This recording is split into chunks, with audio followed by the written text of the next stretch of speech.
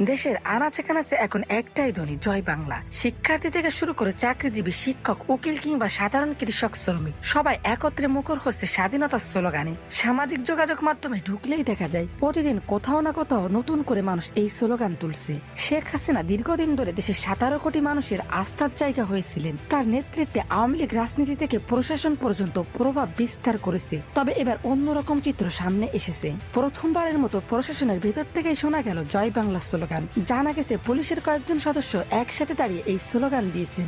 বিষয়টি প্রকাশ্যে আসতে সাধারণ মানুষের মধ্যে তৈরি হয়েছে আলোড়ন। অনেকে বলছেন এভাবে স্লোগান দেওয়া তাদের চাকরির জন্য ঝুঁকিপূর্ণ হতে পারে। কেউ কেউ মনে করছেন প্রশাসনিক নিয়ম ভঙ্গের অভিযোগ উঠতে পারে, এমনকি চাকরি হারানোর আশঙ্কাও